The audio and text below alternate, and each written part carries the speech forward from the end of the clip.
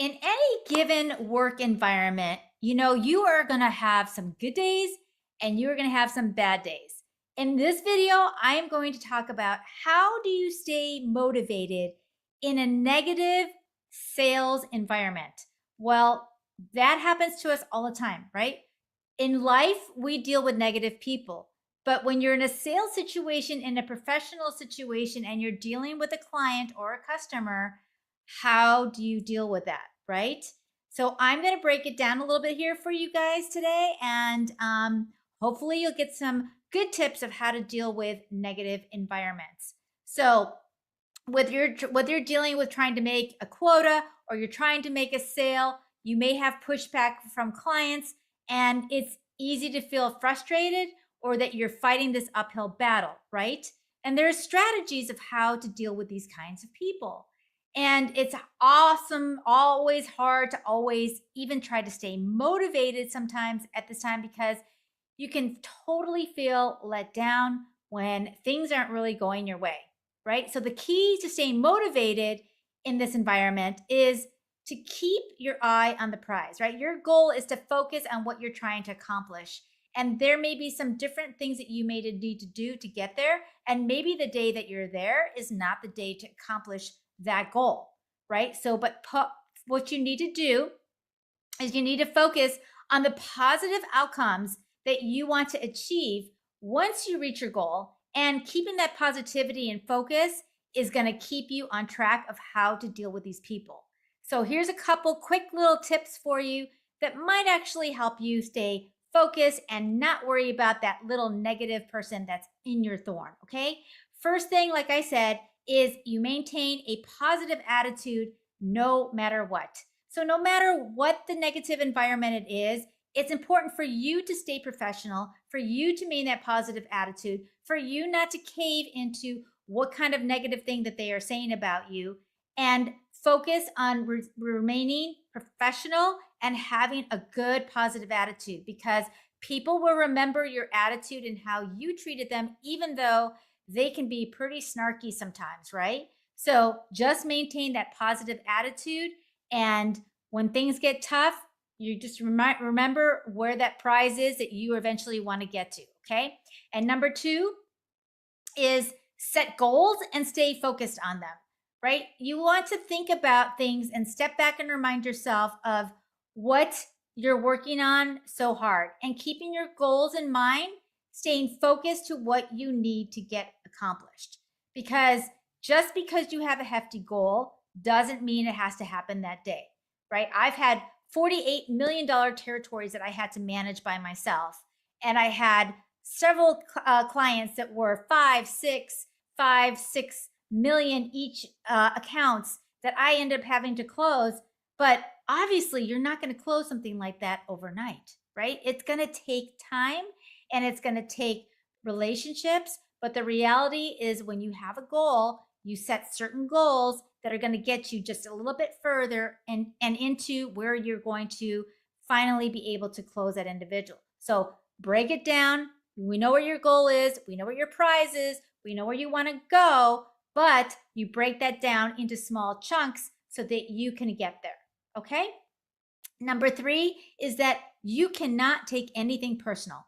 I have literally walked away from people that were rude to me. That's called posture, folks, right? So don't let somebody who is being really mean to you make you feel completely awful and want to not know what to do or feel like you have to be finished with the sale, right? Don't take it personal. Like, remember, they may just be having a bad day. Something may have been off for them that day. They may not even really be like that day. So just remember to keep your chin up and keep focused on the next time that you're going to come and talk to that person again. Okay. Number four is that you want to stay organized and keep track of your progress, right? This is very important. When you are organized and you have detailed notes of how you had to deal with things, maybe you want to take a different approach next time, right? Because if the approach that you had didn't work, maybe it landed on somebody negative, maybe there's somebody else that's a powerhouse in that facility or that works with your client that you could reach out to that maybe be a little bit more open-minded than that individual. Try to find out who else might be around that person that could have positive influence, that could actually maybe sing your praises. I've had situations like that before where I wasn't really getting through to one person, but there's other people that totally got it, and they encourage the other person to say, let's move forward with this decision. Let's do that. Okay. Number 5 is you want to network with other people that are in your field, right?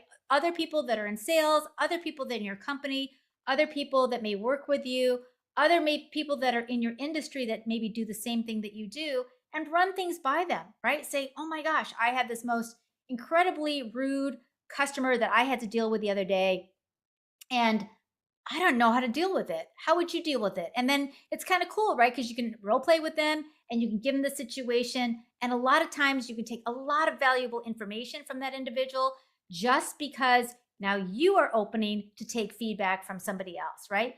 Don't let it get you down, and let them be somebody that's going to be someone there that's going to be a sounding board for you, somebody that you can be accountable to in future sessions if you need to be.